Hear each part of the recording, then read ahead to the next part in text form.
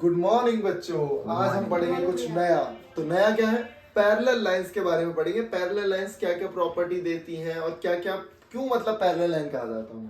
ठीक है, तो सबसे पहले दो ऐसी लाइन बनाई कि अगर मैं इनको आगे कितना भी उधर बढ़ा दूं या आगे इधर कितना भी इधर बढ़ा दूं, ये कभी नहीं मिलने वाली भाई। और इन दोनों के बीच की दूरी जो है वो हमेशा हमेशा फिक्स रही है। अगर मैं बोलूं इन दोनों के बीच की यहाँ पे दूरी है 5, तो अगर ये लाइन में 10 किलोमीटर आगे खींच दो तो वहां की दूरी भी कितनी होगी? 5। ठीक है भाई, एक लाइन मैंने इस तरीके से खींच दी और इसे कहा जाता है ट्रांसवर्स लाइन। किसे क्या कहा जाता है? Transverse line. MNL मैंने 3 नाम दे दिए। अब भाई प्रॉपर्टीज पढ़नी है आपको। प्रॉपर्टीज क्या है? आपको भाई ये वाला जो एंगल और ये वाला एंगल दिख रहा है ना, इनको कहेंगे वर्टिकली अपोजिट एंगल। तो वर्टिकली अपोजिट क्या होता है? एक लाइन ऐसे गई, एक लाइन ऐसे गई और दोनों के बीच में जो आमने सामने एंगल बनेंगे उन्हें कहा जाएगा वर्टिकली अपोजिट। तो आप बोलोगे भाई ये तो वर्टिकली अपोजिट है, लेकिन आपने ये तो नहीं बताया कि ये भी वर्टिकली अपोजिट है। जी हाँ, ये भी बिल्कुल वर्टिकली अपोजिट एंगल है। ठीक है, तो अगर ये 1 और 2 वर्टिकली अपोजिट है तो भाई 3 और 4 भी वर्टिकली अपोजिट है, और 5 और 6 भी वर्टिकली अपोजिट है, और 7 और 8 भी वर्टिकली अपोजिट है। बस ठीक है। ठीक है भाई, अब एक चीज और समझते हैं। तो अभी हमने क्या सीखा कि 1 और 2 वर्टिकली अपोजिट होंगे, एंगल 3 और एंगल 4 अपोजिट होंगे,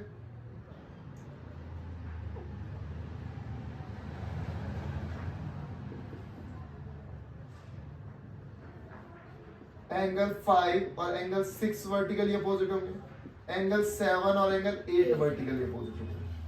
ठीक है, अब मैं बात कर रहा हूं आपसे ऑल्टरनेट एंगल की। Alternate angle. अच्छा, ये एक बात और ध्यान से रख, समझने की कोशिश करो।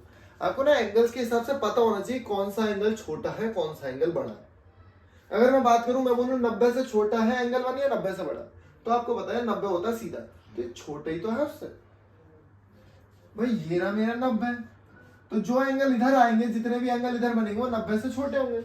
जो एंगल इधर बनेंगे वो 90 से बड़े होंगे। समझे? क्योंकि ये तो रहा 90, तो ये 90 से ज्यादा, तो एंगल 1 हो गया 90 से छोटा। तो ऑल्टरनेट एंगल क्या होता है? एंगल 1, बताओ एंगल 1 किसके बराबर है? एंगल 2 के बराबर है। एंगल 1 और किस किस के बराबर हो सकता है बताओ भाई? 6। एंगल 1 6 के बराबर। ओ भाई क्या बात है।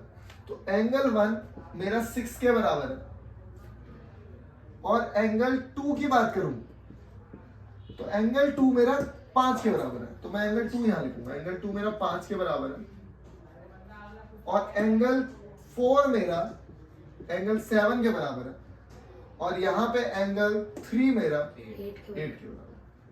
तो इन्हें कहा जाएगा, ये बिल्कुल बाहर बाहर थे ना भाई, देखना 1 और 3 बाहर बाहर, 6 और 8 बाहर बाहर, तो इनको क्या कहा जाएगा? Exterior angle. क्या कहेंगे? Exterior, alternate exterior angle. Alternate exterior angle.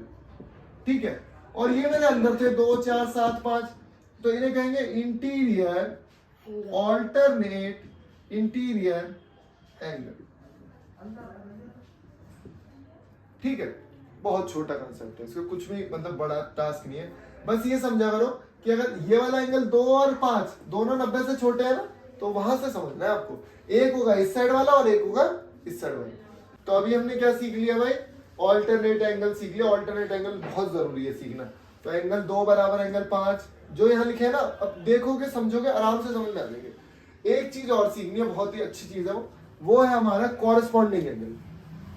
Corresponding angle. अच्छा, ऑल्टरनेट एंगल एक इस साइड होगा तो दूसरा इस साइड होगा, तो यहां समझना। अब कॉरेस्पॉन्डिंग एंगल एक ही साइड होंगे। कॉरेस्पॉन्डिंग एंगल हमारे एक तरफ से होंगे। तो अगर मैं बात करूं एंगल 1 बराबर एंगल 5 के, क्या ये दोनों एक ही साइड है? बात करूं मैं एंगल 2 की, तो एंगल 2 के बराबर कौन है? एंगल 6। बहुत बढ़िया। मैं बात करूं एंगल 3 की, एंगल 7। एंगल 7। क्या बात है भाई, शानदार। अगर मैं बात करूं एंगल 4 की, एंगल 8, तो ये आपको तो बहुत ही अच्छे तरीके से आता है। तो आप इन्हें देखो और समझो, फिगर में घूर के देखो कि क्या क्या एंगल बराबर हो सकते हैं। तो पैरेलल लाइन के कंसेप्ट मैंने आपको बता दिया। ऐसे बहुत सारे एंगल आपको समझ में आने चाहिए, और इस पे क्वेश्चंस भी मैं एक दो कराता हूँ, उसके बाद आपके कंसेप्ट क्लियर हो जाएंगे। यहाँ पे कुछ क्वेश्चंस मैंने दिए आपको, और जो कि ऑल्टरनेट कंसेप्ट मैं आपको बताना चाहता था, ऑल्टरनेट कॉरस्पॉन्डिंग, वो सारे इसमें क्लियर हो जाएंगे। तो हमने देखा यार, अगर ध्यान से देखो, ये दो लाइनें हैं और ये लाइन ऐसे जा रही है, तो क्या ये वाला एंगल और ये वाला एंगल कॉरस्पॉन्डिंग होंगे? तो बिल्कुल यही है। ये एंगल 50 है तो ये एंगल कितना होगा भाई? 50। ये एंगल 80 है तो ये एंगल कितना होगा? 80।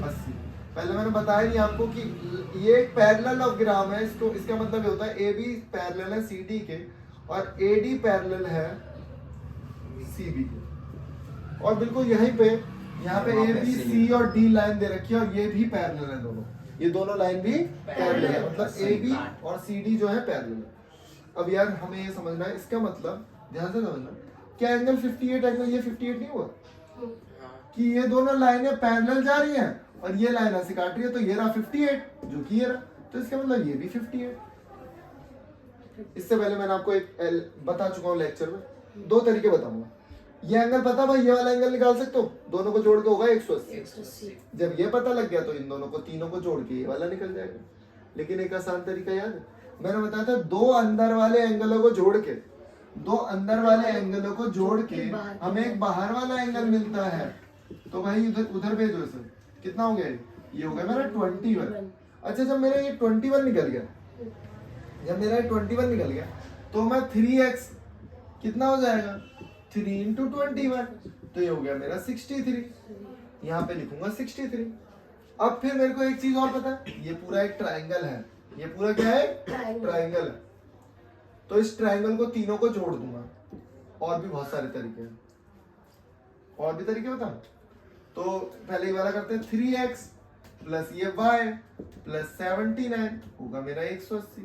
ये कितना है? 63 y 79।